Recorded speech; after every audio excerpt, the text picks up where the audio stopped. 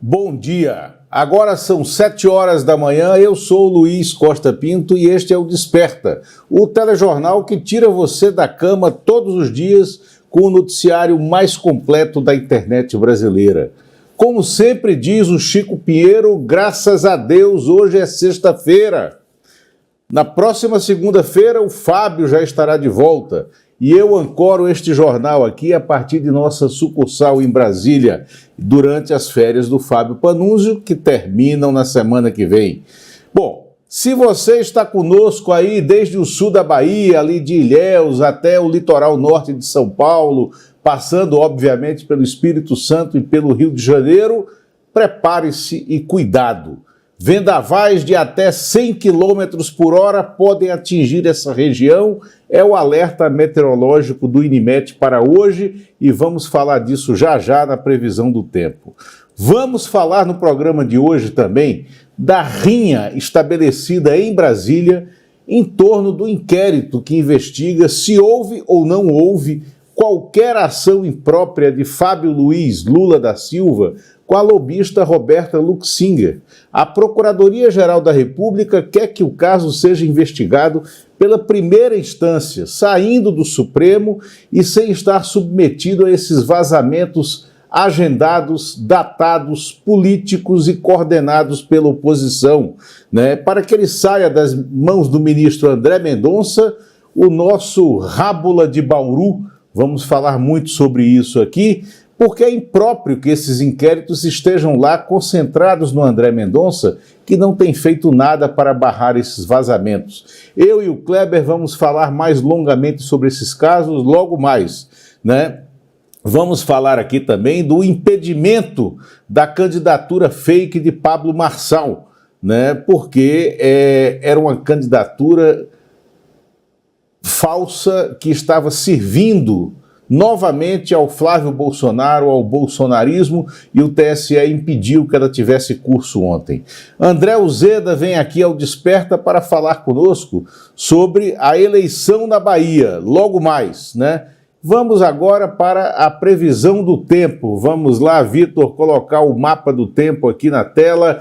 Está aí em todo o país, vocês podem ver lá no sul muito frio, muita ventania, muito vendaval no sudeste e a chuva prevalece no litoral leste do nordeste, né? A frente fria que se formou junto com um ciclone extratropical muda o tempo em parte do país nessa sexta-feira. No sudeste, o principal efeito vai ser o aumento dos ventos, que podem chegar a 90, 100 quilômetros no extremo leste, desde o sul da Bahia até o norte de São Paulo. No sul, ainda há uma previsão de chuva em algumas áreas, mas o frio passa a ganhar mais espaço e deve ficar mais forte durante o fim de semana. As temperaturas caem bastante, hoje mínima de 10 em Porto Alegre, mínima de, deixa eu olhar ali, Curitiba, não estou conseguindo ver a mínima de Curitiba nesse mapa, mínima de 10 em Porto Alegre, mas no fim de semana pode cair abaixo de 10 graus em Porto Alegre, Curitiba e Florianópolis, né? No Rio de Janeiro, máxima de 37, mínima de 17, como falamos, muito vento, muita chuva. São Paulo, máxima de 22, mínima de 12, né? Também muito vento, sobretudo no litoral paulista. Em Recife, João Pessoa, Natal, Aracaju, Salvador, né? As temperaturas máximas variam entre 29 e 27, como sempre, é sempre nessa gradação, e a mínima também muito perto disso, entre 23 e 24 graus. Ainda alguma chuva no litoral dessas capitais nordestinas e para o centro do Brasil permanece a massa de ar quente. Aqui em Brasília, que ontem tinha esfriado um pouco, hoje já voltou o calor. Novamente, muita seca, muito calor. Ontem nós tivemos uma umidade de 12% no ar de Brasília, já criando um alerta de impossibilidade de atividades físicas ao ar livre entre 10 horas da manhã e 4 horas da tarde, e muito risco para quem não se hidrata. Essas são as previsões do tempo para hoje. Vamos seguir aqui com a nossa agenda, porque temos muito a falar sobre o caso do Supremo Tribunal Federal, que se recusa, né, a recusa do ministro André Mendonça em agendar, em jogar para a primeira instância as apurações. Mas antes disso, vamos dar os destaques aqui da nossa página na internet, do nosso site, né, nesse momento, o site do ICL. Está aqui e tem ligação com o caso do André Mendonça, essa reportagem especial que está lá na capa do ICL Notícias. 100 dias sem respostas. Flávio Bolsonaro não esclareceu transação com o banqueiro. E por que isso? Porque enquanto André Mendonça segura no seu colo, no Supremo Tribunal Federal, na instância derradeira do judiciário brasileiro, as investigações em torno da suposta operação de lobby envolvendo uma lobista, um filho do presidente que é empresário e possivelmente o ex-chefe de gabinete da presidência, nenhum deles com foro privilegiado, permitindo que haja o vazamento de informações para sites amigos da oposição e o uso disso eleitoralmente em perfis da internet, o Flávio Bolsonaro se deu ao desfrute de ontem, ao vivo, numa entrevista, durante a sua agenda de campanha, dizer que não devia nenhuma explicação sobre Dark Horse. Deve sim, né? Ele não explicou a relação dele com Daniel Vorcaro, relação negocial, relação financeira. E está aí, o caso Dark Horse completa 100 dias nessa sexta-feira, em meio à investigação aberta pela Polícia Federal, novos elementos sobre a relação entre Flávio Bolsonaro e o entorno empresarial de Daniel Vorcaro, mas sem a divulgação dos contratos que o candidato à presidência prometeu tornar públicos desde maio. É uma reportagem do Kleber Lourenço, que daqui a pouco sobe com a gente aqui. Seguindo no nosso site, Mendonça abriu inquérito para investigar vazamentos de dados do caso INSS. Né? O ministro André Mendonça, pressionado em razão desses vazamentos, ele abriu o inquérito porque os vazamentos começaram a acontecer, como a gente falou aqui, já desde segunda-feira, os vazamentos começaram a acontecer a partir do momento em que ele criou um grupo paralelo com policiais federais, agentes federais e procuradores da República para que eles tivessem contato com os dados dessa investigação solicitada pela oposição e pela Procuradoria-Geral da República. E ele perdeu o controle sobre as ações desse grupo. E esse grupo se articulou com veículos de comunicação para orquestrar esses vazamentos agendados politicamente. Agora ele abriu o inquérito para investigar os vazamentos que estão tendo uso na campanha eleitoral. Né? Ele tinha que fazer isso sim. Agora, ontem, a Procuradoria-Geral da República, por meio de um despacho, olhem bem, do vice-procurador-geral, o Indemburgo Pereira. O Indemburgo Pereira, ele é um procurador que está naquele núcleo que a gente sempre chamou de lavajatista da PGR. Não é um núcleo governista, não tem relação com a esquerda. O Indemburgo Pereira foi quem disse que não havia ninguém com prerrogativa de foro nesses inquéritos e que eles deveriam sair do Supremo Tribunal Federal e descer para apuração na primeira instância, na Justiça Comum, que é o normal. Eu encarei isso como uma oferta da PGR de uma saída honrosa para André Mendonça no Supremo Tribunal Federal, porque o grupo que ele criou para trabalhar com essas investigações, orquestrou esses vazamentos que estão tendo interesse eleitoral e que muitas vezes são trechos, são pedaços, são excertos dos inquéritos que estão sendo entregues para manipulação da estrutura de mídia da oposição. Bom, ele agora tem que se haver com esse vazamento a partir do inquérito que ele mesmo criou para investigar os vazamentos. Temos também no nosso site a Luta Sem Fim. Região de Zumbi disputa por terra e dignidade. Séculos depois do Quilombo de Palmares, o ICL Notícias esteve na mesma região que desafiou o sistema colonial e que continua testemunhando uma batalha existencial por cidadania. É uma reportagem do Jamil Chad, que esteve lá no litoral norte da Bahia, na região de Alagoas, né? Norte de Alagoas, sul de Pernambuco, região do Quilombo dos Palmares. É uma região que eu até conheço bem, vale a pena essa reportagem, porque você convive ali com uma riqueza profunda, uma riqueza extrema, né, nos resorts do litoral norte de Alagoas, sul de Pernambuco, e uma pobreza profunda ainda na região, exatamente no local onde existiu o Quilombo dos Palmares, ainda com habitações subhumanas, em condições subhumanas. Uma boa reportagem do Jamil Chad, eu recomendo no nosso site.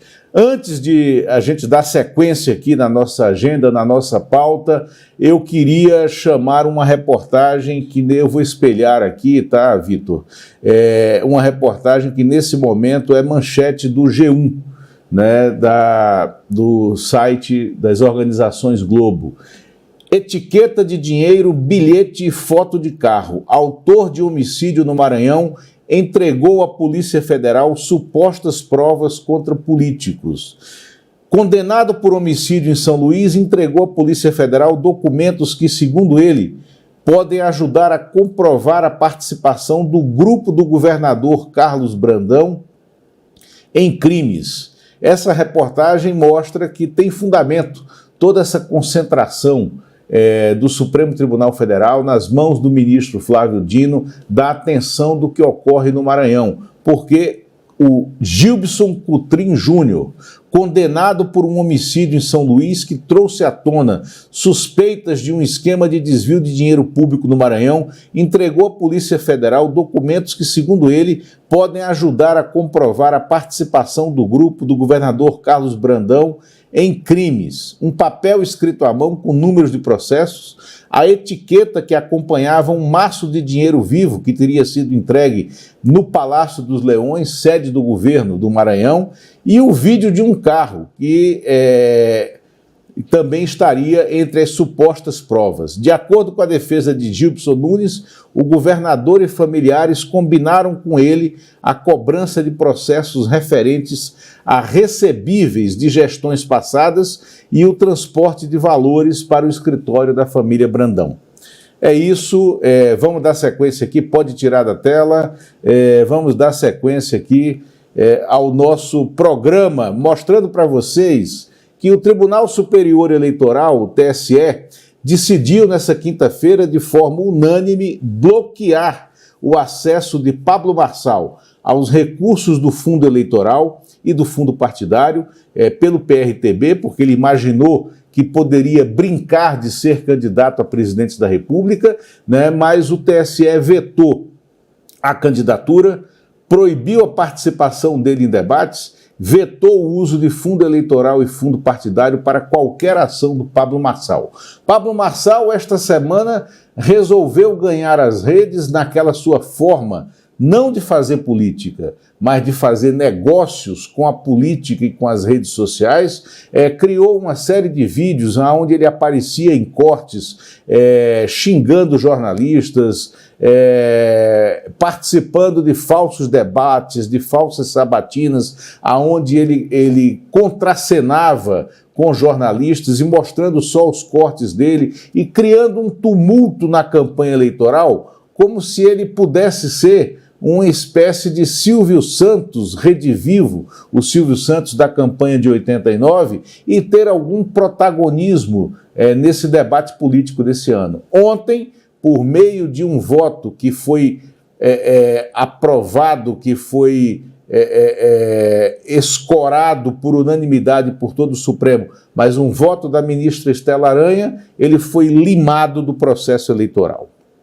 Bom, vamos entrar aqui no caso Supremo Tribunal Federal, ministro André Mendonça. E por que eu falei dele mais cedo aqui nas manchetes do Rábula de Bauru? O ministro André Mendonça, como todos sabem, a formação jurídica dele vem do Centro Universitário de Bauru, que antigamente era o Instituto Toledo de Educação.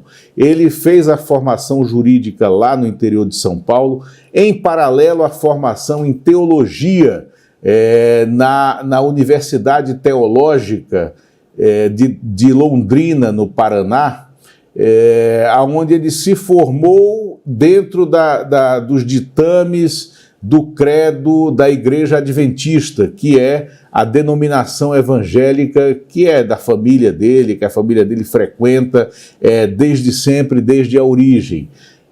É o André Mendonça que, com esse seu entendimento peculiar sobre o direito, tendo chegado ao Supremo Tribunal Federal por indicação do Jair Bolsonaro, por aprovação do Senado durante o período do Jair Bolsonaro, ele passou a concentrar por sorteio, é verdade, ele passou a concentrar todas as ações que dizem respeito a investigações contra o filho do presidente que faz oposição ao grupo político que ele pertenceu antes de chegar ao Supremo Tribunal Federal. É isso que se debate. A Procuradoria-Geral da República, por meio de um despacho de um subprocurador-geral que não tem relação política com o grupo que está no poder, com o grupo da Presidência da República, pede que essas investigações desçam para a primeira instância, porque não há ninguém com prerrogativa de foro para que seja investigado no Supremo Tribunal Federal. O que é natural, a gente está falando aqui do juízo natural, né, do que deve ser investigado e aonde tem que ser investigado. O ministro André Mendonça cria um grupo para lidar com essas investigações, e esse grupo contém personagens do lavajatismo, da República de Curitiba, da estrutura que transtornou a política brasileira, fazendo perseguições à esquerda durante o período Michel Temer, Jair Bolsonaro na presidência da República. E ele agora insiste em não descer essas investigações para a primeira instância, tirando do seu colo essa nuvem de incômodo ao próprio tribunal que ele representa como um dos 11 ministros do Supremo Tribunal Federal. Kleber Lourenço, vamos falar muito sobre isso. O que é que você nos traz de novidades sobre esse tema? Opa, bom dia, Lula, bom dia também para a nossa comunidade. Olha, esse caso causou um tumulto gigantesco ontem em Brasília e tem algumas considerações importantíssimas a serem feitas em relação a isso. Ontem, inclusive, eu conversei mais uma vez com o Marco Aurélio de Carvalho, advogado do Fábio Luiz, o filho do presidente Lula, e ele disse que leu os autos dos inquéritos referentes ao cliente dele, Fábio Luiz, e não encontrou menção a autoridades com prerrogativa de foro listadas nesse inquérito, que já reforça, inclusive, o pedido da Procuradoria-Geral da República para que o caso seja enviado à primeira instância. Só tem um grande porém ali. Temos 3 inquéritos correndo sobre Fábio Luiz ali e a suposta acusação de tráfico de influência. 2 deles com André Mendonça e 1 deles com o ministro Flávio Dino.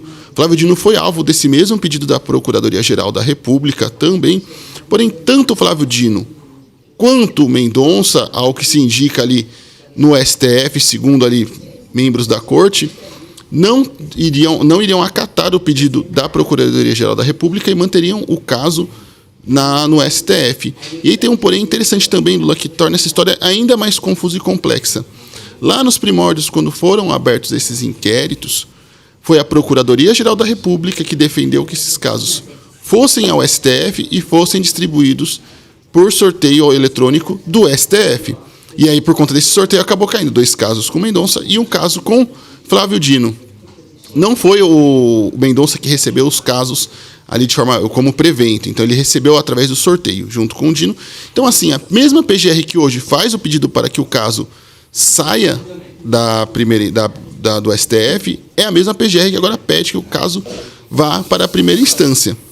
E aí temos também esse componente, o advogado do Fábio Luiz alegando que não há menção a autoridades com prerrogativa de foro, e ao mesmo tempo nós temos ali, eu conversei com algumas fontes no STF, no entorno do ministro André Mendonça, que alegam que existiriam mensagens com menções a parlamentares envolvidos nesse caso de tráfico de influência, nesse suposto caso, e que isso seria já suficiente como justificativa para manter o caso no STF. Ou seja, pode falar, diga. Pois é, sobre a manutenção do caso no STF.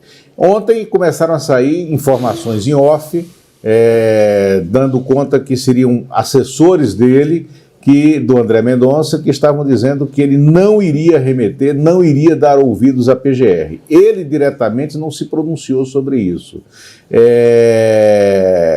Eu tenho alguma rodagem aqui em Brasília para crer que ele está abalado com esse pedido da PGR para que as investigações desçam à primeira instância, porque ele não contava com isso, ele perdeu o chão com esse pedido, e eu acho que ele pode mudar de ideia em relação à remessa disso.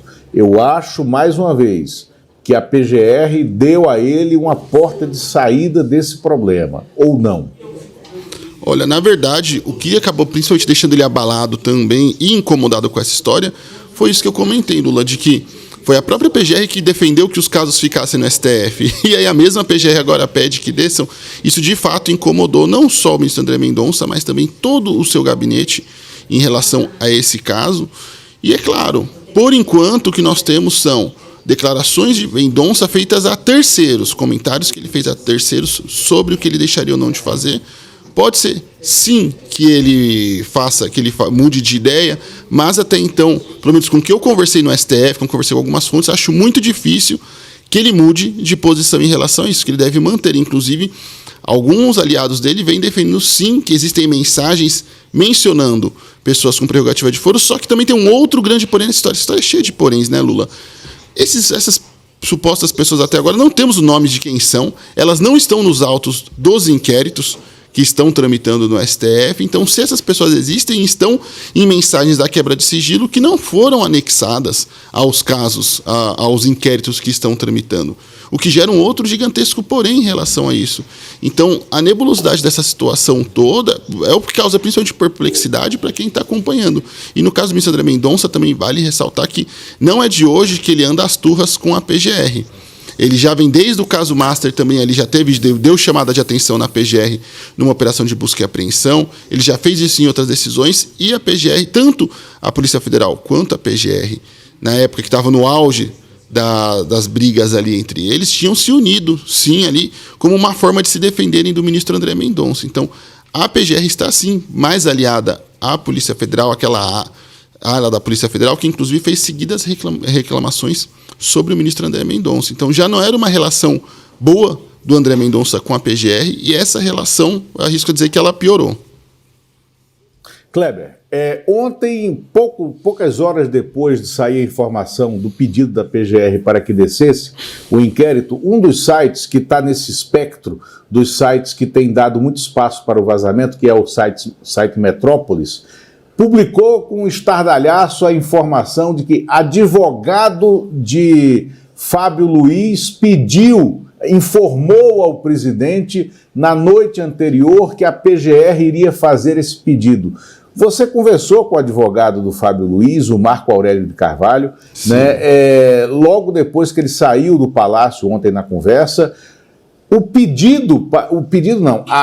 o pedido da PGR para que o inquérito descesse para a primeira instância não foi feito pela defesa, foi de natureza própria, de moto próprio da própria PGR, como eu falei aqui, do Indemburgo Pereira, um subprocurador-geral, vice-procurador-geral da República, que não tem relação política nenhuma com o grupo de governo. Então, mas aí isso, mais uma vez, vira objeto de manchete, de estardalhaço, como se houvesse algum esquema de manipulação. Há esse esquema? Antes de você responder, quero só falar para quem está nos assistindo aqui, que viu a entrada do Chico Sá aí atrás de você na redação, Chico Sá vestido de gala como numa sexta-feira, tá de gala de batique, como a gente diz lá no Recife, né? Então esperem o Chico Sá no N1. Mas vamos lá, Kleber. Sim. O homem está no espírito da sexta-feira, mais do que justo, mas vamos lá, Lula. Então, nesse caso também há um problema muito importante em relação ao Marco Aurélio de Carvalho, que é, ele vem cobrando insistentemente que sejam investigados esses vazamentos. E aí eu cobrei também, inclusive, os aliados do Mendonça sobre a investigação. Olha, isso tá eu fui muito claro, ó, isso está vazando constantemente, ao passo de que está criando vários transtornos, de que está, enfim, prejudicando inclusive o processo eleitoral, porque sim, os vazamentos começaram lá atrás, no começo do ano, mas se asseveraram agora nos últimos dias. E aí, o que esses aliados me responderam também, Lula? De que desde o dia 8 de janeiro há um inquérito aberto, sigiloso, que investiga todos os vazamentos referentes ao caso do INSS. Então, é um inquérito aberto, sempre que vaza-se alguma informação, é anexado esse episódio dentro desse inquérito que corre sob sigilo. Mas o que acontece é que temos um inquérito aberto e que até o momento essa abertura de inquérito sigilosa não impediu que esses casos continuassem vazando, que as mensagens continuassem vazando, inclusive sem qualquer tipo de contexto, mensagens descontextualizadas, fragmentos de conversa. Então, temos um inquérito aberto desde o dia 8 de janeiro que investiga esses vazamentos, ou que deveria investigar, creio eu, mas que não produziu nenhum resultado efetivo até agora, que inclusive não ajudou a coibir a farra desses vazamentos. Perfeito. Agora, em paralelo a isso, e também está na mão, né, do ministro André Mendonça, nós temos o caso Dark Horse, que carece sim de investigação, de explicações. Ontem o Flávio Bolsonaro deu aquela breve entrevista dizendo que não tinha explicações a dar sobre o Dark Horse, porque todas as respostas já tinham sido dadas. O que é que aconteceu em relação a isso e por que no nosso site agora nós estamos com uma reportagem especial sua cobrando as explicações que são devidas a 100 dias nesse caso e que mostra que há um assimetrismo de tratamento da imprensa tradicional brasileira nesse caso, porque a cobertura não está sendo feita de maneira igual. E isso tem um evidente interesse eleitoral, não é isso, Kleber? Isso mesmo. Lula, vale ressaltar a notícia dos dois casos, que é muito importante também, até o momento, a própria PGR também já reconhece isso, e também eu conversei com algumas fontes na Polícia Federal, também reconhecem isso em certo aspecto, não há evidências claras de crime, de ato de ofício no caso do INSS. Ao passo de que, ao contrário, no caso Dark Horse, nós temos um senador da República que recebeu mais de 60 milhões de reais de um banqueiro mafioso, criminoso, sem qualquer tipo de explicação, e até o momento Flávio Bolsonaro prometeu que ia enviar notas fiscais, que ia publicar uma auditoria, que até agora não aconteceu. Isso continua um perfeito e completo mistério, ao passo também de que nenhuma informação vaza desse inquérito, e é impressionante. E um outro ponto que vale ressaltar e relembrar a nossa audiência, e que eu revelei à época das investigações, é de que o caso Dark Horse não estava no radar das autoridades. Quando ele foi publicado pelo repórter Paulo Motorim, que hoje é nosso comentarista também aqui no ICL, vai estar também trazendo novidades hoje no N1, mas isso não estava no radar das autoridades. Foi a reportagem do Paulo Motorim que trouxe o caso à luz e que fez com que a relação entre Flávio Bolsonaro e Daniel Vorcaro passasse a ser investigada pelas autoridades. Então isso passou praticamente incólume até a reportagem do Paulo Motorim. E aí um outro ponto importante eu até comentei um pouquinho sobre isso ontem, mas eu vou ressaltar. até o início desta semana, a Polícia Federal não havia feito qualquer tipo de pedido de uma operação ou ação mais contundente em relação ao caso, seja uma quebra de sigilo, pedido de cooperação com autoridades internacionais, operação de busca e apreensão, ou seja, o caso está sendo investigado de forma muito restrita dentro da Polícia Federal, mas não temos até agora, e imagino que dificilmente teremos ali nos próximos dias, grandes desdobramentos referentes ao caso Dark Horse, que está ali com um sigilo e uma proteção a 7 chaves, que causa espanto, já que um outro inquérito relatado pelo outro ministro virou uma verdadeira peneira, né, Lula? Exatamente, né? Virou uma peneira e tem que ser apurado. Como ele agora está pedindo que se apure e vai se chegar, eu não tenho dúvida, eu tenho certeza, nesse caso eu não tenho evidências, eu tenho convicção, né? Convicção absoluta, né? Que vão chegar ao mesmo sistema de vazamento da Lava Jato para os sites da mídia tradicional brasileira e, nesse caso agora, para perfis da extrema-direita que brincam de ser jornalistas. E aí, até seu comentário me lembrou uma coisa importante, Lula, porque é tanta informação que a gente deixa, às vezes, algumas coisas escaparem. Mas eu cobrei, inclusive, conversei com esses aliados do ministro André Mendonça, falei, olha, então, por que não se levanta o sigilo de tudo, inclusive no caso do INSS, porque o advogado do Fábio Luiz, inclusive, estuda fazer um pedido de levantamento de sigilo. Eu falei, olha, o advogado provavelmente vai entrar com esse pedido, qual vai ser a posição?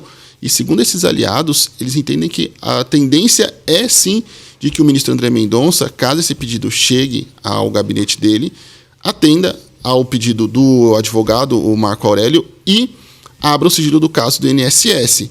Uma outra coisa também que eu comentei e achei importante ressaltar com esses aliados é, olha, em relação à decisão, o que está saindo na imprensa e o que eu estou ouvindo de vocês é que teriam mensagens que seriam arrolando ali autoridades com prerrogativa de foro, enquanto o advogado, o Marco Aurélio, alega que não tem menção nos autos sobre autoridades com prerrogativa de foro. E aí, como vai ser esse processo? E essas fontes com quem eu conversei também falaram, olha, a tendência é de que, em decidindo, seja de forma negativa ou positiva ao pedido da PGR, a tendência é de que o ministro André Mendonça faça, sim, a derrubada do sigilo da sua própria decisão, nesse caso, se ele não fizer a derrubada de sigilo do caso do INSS, dos inquéritos como um todo. Então fica também o registro público gravado também para a nossa audiência de que nós vamos cobrar sim, então, o ministro André Mendonça, caso ele tome essa decisão, que ele abra o sigilo dessa decisão e que ele explique para toda a sociedade o que embasou essa decisão dele, já que até o momento não está claro se há autoridades e, se tiver autoridades com prerrogativa de foro,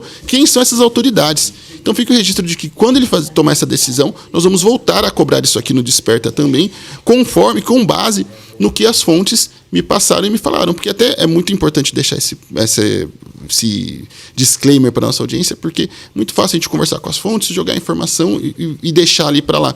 Mas não, até deixei muito claro com essas fontes com quem eu conversei, olha, se isso não acontecer, ou se as informações que vocês passarem não forem verídicas, eu vou sim entrar no ar e vou dar o nome dessas fontes, porque é muito fácil não se comprometer com a informação e sair dando a informação de forma anônima. Então fica ali esse registro também para nossa audiência. Perfeito, Kleber. Quero te agradecer. O Kleber estava quase subindo o tom e subindo num tamborete de palanque aqui, né, para fazer discurso. Né? Kleber, obrigado pela tua participação. Né? Até segunda-feira, quando estaremos com o Fábio Panunzio aqui de volta. E obrigado por essa semana aí, por essa parceria da gente. Foi ótimo, Lula. E até semana que vem voltamos à nossa programação normal também, sempre com muita informação.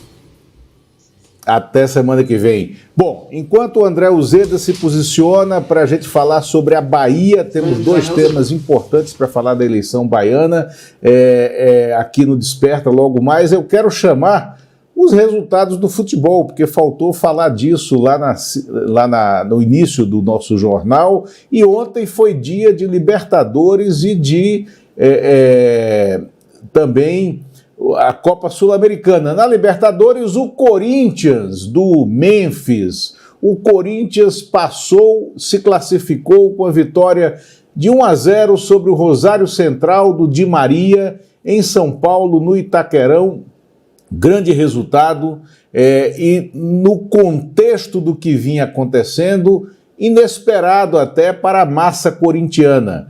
né? E o outro resultado que envolvia brasileiro também, a LDU empatou em 0-0 com o Mirassol lá no Equador e nos pênaltis, infelizmente, o Mirassol não passou, perdeu por 5-4, perdeu a primeira cobrança de pênaltis, mas foi um bom desempenho do Mirassol nessa sua primeira Copa Libertadores, mas infelizmente não foi às quartas de final.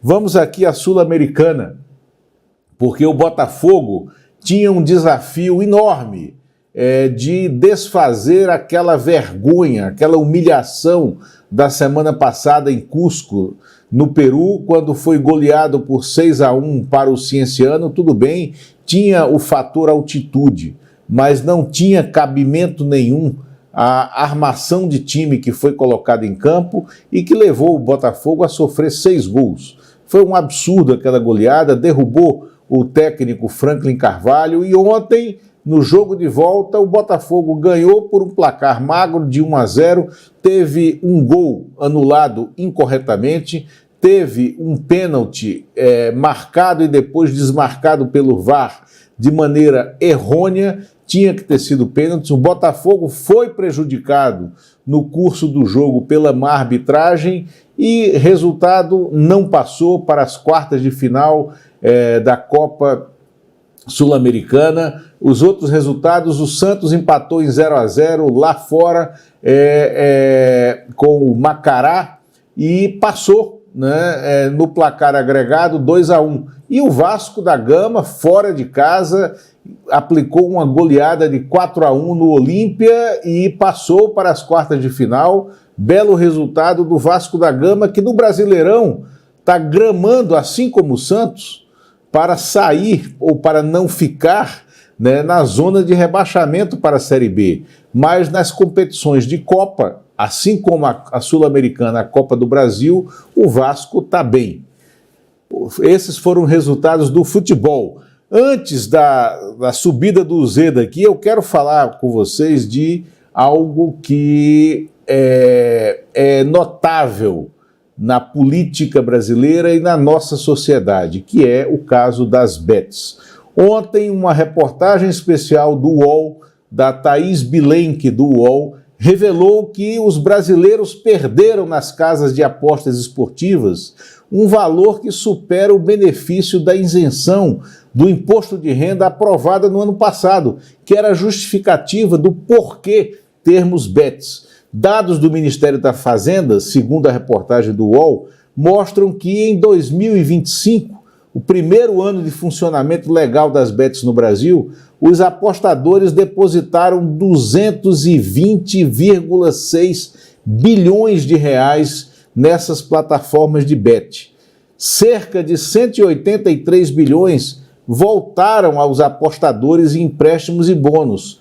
Os 37 bilhões de reais restantes ficaram com as casas de apostas. Esse valor é 20% maior do que o benefício estimado com a isenção do imposto de renda para quem ganha até 5 mil reais por mês, né? Bom, é um absurdo, é mais um número, é mais um dado estatístico que prova que as bets são um veneno que intoxicaram a sociedade brasileira e que são responsáveis, sim, por essa epidemia de dívidas das famílias brasileiras, do trabalhador brasileiro, e é fundamental que na próxima legislatura o Congresso decida, por fim, pela ilegalidade de qualquer tipo de jogo, entre eles, sobretudo, as plataformas de apostas por meio da modalidade bet, aposta esportiva, porque elas estão sendo a porta de entrada para o tráfico, a violência, a corrupção política, inclusive. A gente já mostrou em várias reportagens, eu falei aqui com vocês, inclusive em notas sucessivas da coluna Reserva Exclusiva, né, da Liberta, que o PL indicou, o Valdemar da Costa Neto, o Flávio Bolsonaro, o primeiro vice-presidente da Câmara, que é do PL, esqueci o nome dele agora, eles indicaram os gestores operacionais da grana da arrecadação da Rio Pag, que é a empresa que arrecada as apostas esportivas no Rio de Janeiro, que são feitas pela Loterge. E que quem coordena essa arrecadação é o advogado bolsonarista Willer Thomas, já objeto de investigação em outros inquéritos. Então, as bets têm que acabar. Esse é um ponto e está aí o dado dessa ótima reportagem lá do portal UOL. Eu queria saber se o Uzeda já está aqui entre nós, né? Uzeda, você está na redação posicionado, então vamos falar sobre a Bahia. Uzeda, bom dia. Bom dia, Lula. Bom dia a toda a audiência do Desperta. Sempre um prazer estar por aqui. Prazer, né? Uzeda, antes da gente falar sobre a eleição em si para governador e senador na Bahia, o estado da arte da eleição baiana, que interessa a todos, Bahia, que é o quarto maior colégio eleitoral do país e fundamental para o resultado da eleição nacional, também como nós trouxemos Minas Gerais esta semana, já aqui, o sul do país, né? Mas, Uzeda, ontem aconteceu um fato inusitado na campanha baiana, a invasão do campus da Universidade Federal da Bahia, se eu não me engano, no Departamento de Comunicação da UFBA, não é isso? Por um deputado estadual do PL que agrediu, cujos seguranças agrediram o presidente do diretório acadêmico do curso de comunicação social lá da UFBA. O que é que aconteceu? O que é que você tem a nos dizer sobre isso? Exatamente, Lula. Esse deputado é o Diego Castro, é um deputado do PL de Jair Bolsonaro, é um deputado da Assembleia Legislativa, né, um deputado estadual, e ele foi até esse espaço, né, a Faculdade de Comunicação da UFBA, e começou a afrontar os estudantes e professores. Ele começou a retirar os adesivos e cartazes alusivos à campanha do presidente Lula e também do Jerônimo Rodrigues, que concorre à reeleição, ambos do PT, e provocar os estudantes, chamando eles de vagabundos, comunistas, petistas, fazendo uma série de provocações. Em algum momento, os seguranças dele começaram a afrontar os estudantes que queriam impedir a ação daquele deputado, porque estava ali sem ter qualquer tipo de autorização, a convite de ninguém. Lembrando que isso não é a função de um deputado, né, e é um espaço e retirar cartazes. Ele não tem essa prerrogativa legal, né, que o cargo público dele confere. Claramente uma ação ali de campanha para gerar cortes para as redes sociais e dialogar diretamente com a bolha bolsonarista dele. Teve algum momento, inclusive, isso é tão verdade, que teve um momento que ele foi até um banheiro feminino, onde estava lá uma placa dizendo que aquele espaço era acessível para mulheres cis, trans, travestis, não binárias, e ele começou a fazer chacota também com esse banheiro, ou seja, claramente acenando para as bases bolsonaristas dele, sabendo que esse é um tema que inflama, né, a base bolsonarista. Então, toda a ação desse deputado foi justamente ali criar cortes para as redes sociais. Foi exatamente o que ele fez. A gente tem até essas imagens, se a gente puder rodar, são imagens absolutamente lamentáveis, mas vale mostrar a cara desse deputado, porque ele já é recorrente nesse tipo de ação. Ano passado, ele foi no Hospital Geral do Estado, na Bahia, na área de hemodiálise, onde os pacientes estavam lá em tratamento, e começou também a gravar vídeos tentando denunciar a situação do hospital. Acontece que ele estava sem nenhum tipo de proteção, sem máscara, sem nada, colocando aqueles pacientes que já são vulneráveis em risco de saúde, né, em risco de vida. Então, o Tribunal de Justiça da Bahia, inclusive, proibiu acesso a parlamentares em hospitais estaduais, muito em função da ação desse deputado Diego Castro. Se a gente puder rodar as imagens na tela, eu acho que é interessante para a gente mostrar aí a ação dele.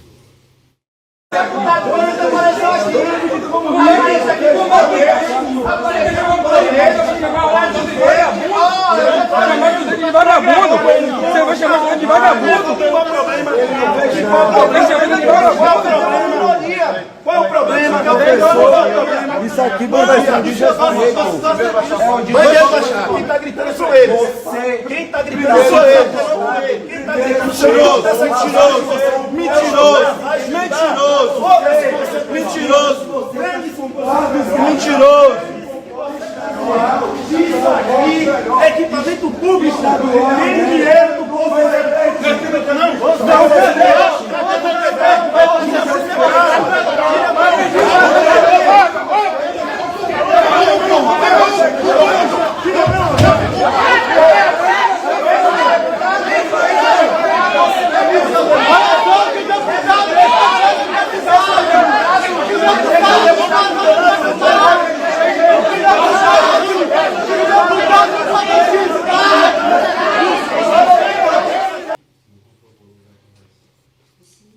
São cenas... Não estou te ouvindo agora, Lula, não sei se cortou aqui seu retorno.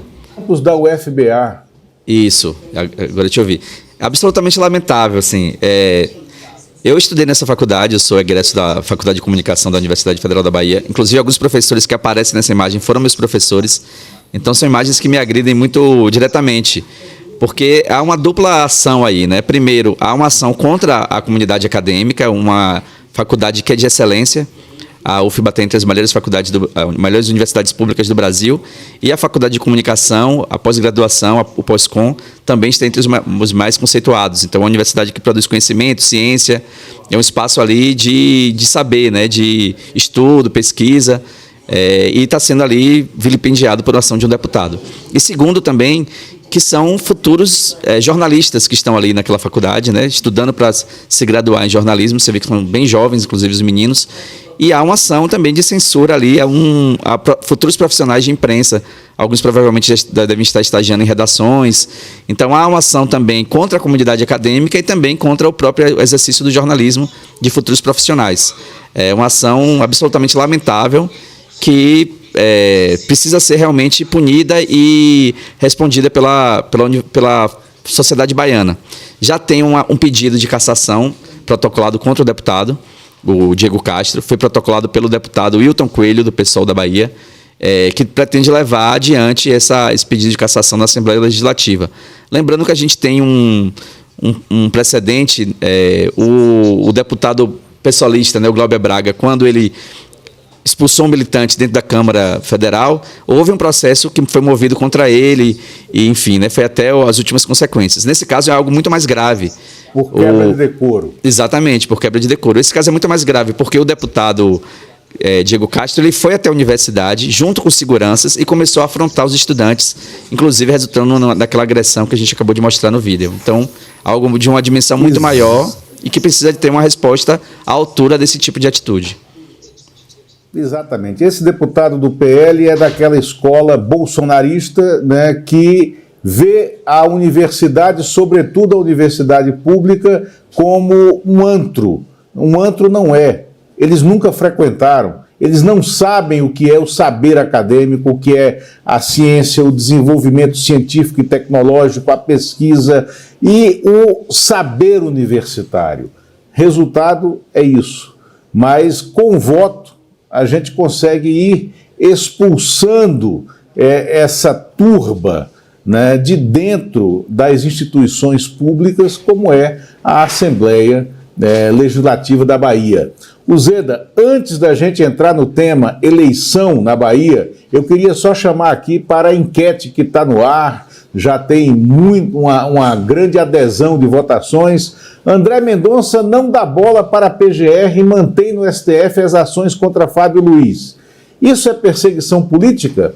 Ou ele faz o jogo do bolsonarismo? Ou isso é legítimo dentro do jogo democrático? Ou a última opção, 1 e 2, é perseguição política e é o jogo do bolsonarismo, estão corretas. Vote lá na nossa enquete. Vamos lá, Uzeda. Em que pé está a eleição da Bahia, aonde o governador Jerônimo Rodrigues precisa buscar a reeleição para a manutenção do grupo político, né, que tem o PT à frente por mais 4 anos, já está há 20 anos no poder, começou com Jacques Wagner, eleito e reeleito, depois Rui Costa, eleito e reeleito, o Jerônimo eleito em 2022 e disputa agora a reeleição.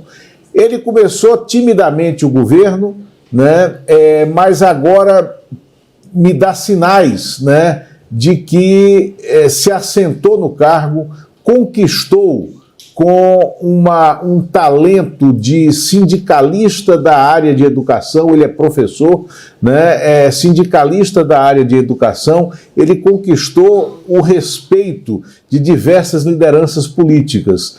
Porém, o antagonista dele é o Antônio Carlos Magalhães Neto, ACM Neto, herdeiro de uma linhagem tradicional da política baiana e que trouxe para a campanha dele o João Santana esse ano, né? O João Santana, marqueteiro do PT, do Lula, da Dilma em eleições passadas e personagem central da análise de humor social para o PT nas eleições de 2002, 2006, 2010 e 2014. Como é que está esse panorama eleitoral na Bahia nesse momento?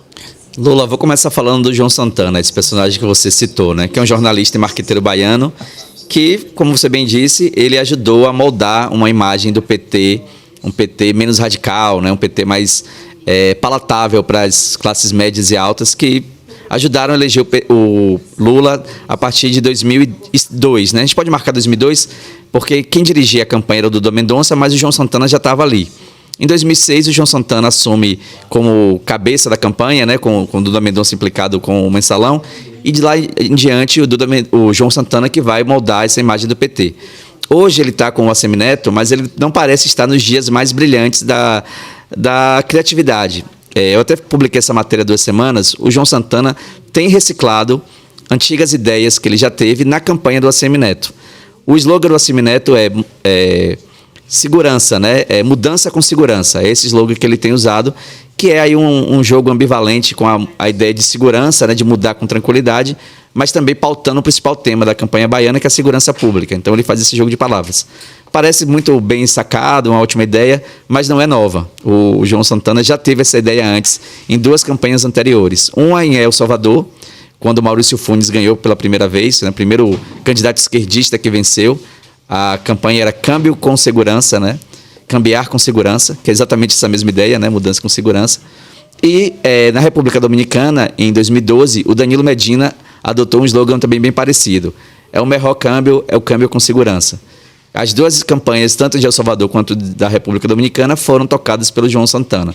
Então ele parece que está revisitando antigas ideias para ajudar o Assemineto a se eleger. O irônico da história é que eram 2 candidatos esquerdistas e agora o Assemineto é um herdeiro do carlismo, uma linhagem bem mais conservadora do que os candidatos da América Latina. Dito isso, o cenário da disputa hoje é altamente polarizado. Como não tem outros candidatos que possam fazer frente, né, os candidatos que estão disputando são de partidos menores, PSOL, tem também a UP, enfim, não conseguem agregar muitas porcentagens de voto. Então a disputa do primeiro turno da Bahia já é uma disputa de segundo turno. Basicamente, Jerônimo Rodrigues, do PT, e Assemineto, do União, concentram as porcentagens de voto. E, nesse momento, eles estão rigorosamente empatados. Há uma possibilidade de, com o Lula intensificando a campanha na Bahia, o Jerônimo possa descolar e tentar garantir a vitória no primeiro turno. A Bahia tem uma tradição de resolver a eleição já no primeiro turno, embora a última tenha disputado no segundo, né, inclusive com os mesmos personagens, o Jerônimo e o Assemineto, há uma longa tradição de a eleição ser resolvida já no primeiro. Então há essa possibilidade através da intensificação da campanha do Lula. Mas o Assemineto, ele acredita num ponto que pode ajudar ele, que é esse discurso da segurança pública, aliado ao fato de ter havido uma interiorização da violência na Bahia, né? A questão da segurança pública, que antes estava circunscrito mais a Salvador, Feira de Santana, Vitória da Conquista, as cidades maiores, agora chegou às cidades médias e menores. Tanto é que no ranking das 10 cidades mais violentas do Brasil, a Bahia ocupa 5, né? Tem 5 posições. E são cidades médias e pequenas nesse lugar, né? Jequié, por exemplo, acho que a segunda ou primeira, está ali dividindo o ranking no topo. Então, esse discurso da interiorização da violência ajuda o Assemineto, que traz no mote de campanha a segurança pública. É uma eleição polarizada. No primeiro debate, os 2 candidatos já tiveram lá seus entreveros, seus momentos de disputa e de acirramento, mas está muito longe de ser uma definição. E isso só acrescenta mais um fato, que as pesquisas na Bahia costumam errar muito. Há um deserto de pesquisa ali no interior da Bahia, que não consegue captar muito essa mudança do eleitorado. Então, já não foi a primeira vez, nem a segunda, nem a terceira, que quando as urnas são abertas, o resultado é bem diferente do que as pesquisas previram. Sem dúvida, Uzeda, 2 coisas aí do que você falou. A PM na Bahia é uma PM bolsonarista de extrema-direita e que tem dificuldade de obedecer aos comandos dos governos de esquerda que foram tidos. É uma das polícias militares mais violentas do país, né? Isso impacta diretamente a percepção de segurança do baiano, porque é realmente um problema a PM na Bahia. E a outra questão é essa imprevisibilidade das eleições na Bahia. Você sabe que em 2006 eu não estava em redações, eu também não estava fazendo campanha nenhuma para ninguém. Eu mantinha um serviço de análise de conjuntura para corporações, lendo a cena política. E tenho muito orgulho de ter acertado a eleição do Jacques Wagner naquele ano, porque era totalmente imprevisível, né? Mas para quem estava enfronhado ali no bastidor do que estava acontecendo na Bahia, ele seria eleito como foi e surpreendeu toda a cena política nacional, né? Totalmente. Essa eleição talvez seja uma das eleições mais significativas, porque na boca de urna, né, na mudança da eleição, no sábado, indicava que o Wagner estava vencendo, mas o Paulo Souto ainda seria eleito no primeiro turno. E aí, quando as urnas são abertas no domingo, há mudança completamente. Assim, quem venceu no primeiro turno foi o Jacques Wagner. Ou seja, não foi só o Wagner ter vencido, né? Ele foi ter vencido no primeiro turno. Não só ultrapassou o Paulo Souto, como ele garantiu os votos suficientes para liquidar a disputa já no começo. Então, é uma eleição bem emblemática, mas já houve outro precedente também. Em 2014, o Rui Costa estava perdendo, também do Paulo Souto, e na abertura das urnas houve essa virada.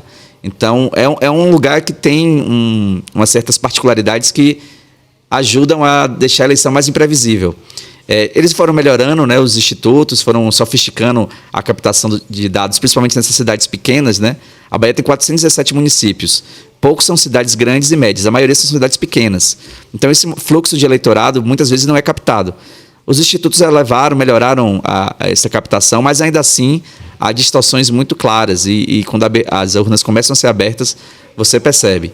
Então, nesse cenário que os dois estão ali polarizados, Assemineto e Jerônimo, ainda há uma margem ali de imprevisibilidade que pode bagunçar o resultado final. A ver o que vai acontecer aí nos campos baianos. Muito obrigado. Eu vou ter que correr aqui porque tenho que entregar o nosso ponto para o N1 que vem aí. Você está no grupo que está organizando o N1 também. Uzeda, muito obrigado. Valeu, Lula. Grande abraço. Abraço, até logo. Eu quero chamar aqui rapidinho só o resultado da nossa enquete. Como temos aí na tela, André Mendonça não dá bola para a PGR e mantém no STF as ações contra Fábio Luiz. Opções 1 e 2 estão corretas, 50% dos votantes. É perseguição política e ele faz o jogo do bolsonarismo. Essa foi claramente a visão do nosso telespectador que nos acompanhou até aqui, que nos permite entregar, né, nesse momento, com 19 mil telespectadores empatados no primeiro lugar com o outro canal de extrema-direita que está aí com a programação dele. E eu quero chamar vocês aqui não só para assistir o N1 logo mais, mas também para o Investidor Mestre, que vem na próxima semana. Todo ano eleitoral é também ano de muita turbulência no mercado financeiro. Por isso, nós preparamos uma super aula para te ajudar a proteger o patrimônio em qualquer cenário econômico e político. No dia 27 de agosto, às 8 da noite, você se inscreve lá no despertaicl.com.br. É de graça, uma aula gratuita com o Moreira aqui, com o Guia do Investidor para as eleições 2026. Fico por aqui, muito obrigado por essa semana ter estado conosco. Até logo. Dólar, bolsa e a taxa de juros. Essas três variáveis costumam oscilar muito em períodos de eleições. Ah, mas eu não tenho investimentos, não preciso me preocupar com isso. Você tem algum negócio? Você tem um comércio? Você é impactado pela inflação, seja dos alimentos ou dos aluguéis? Todo mundo tem que se preocupar com o que acontece. O problema é que os bancos não estão nem aí para isso. Eles querem tocar o terror mesmo para você, inseguro, fazer o que ele manda e ele ganhar muito dinheiro. A gente vai te ajudar com isso e vai dar uma aula gratuita no dia 27 de agosto, quinta-feira, às 8 horas da noite, explicando o que fazer nesse período conturbado das eleições. Se chama o Guia do Investidor para as Eleições. e é uma aula para todo mundo poder entender, seja você um especialista, seja você uma pessoa completamente leiga. Eu brinco, né, de 12 a 90 anos de idade, talvez até um pouco mais de 90, porque eu tenho alunos com mais de 90 anos, todo mundo vai conseguir entender o que eu vou explicar. A gente se encontra dia 27.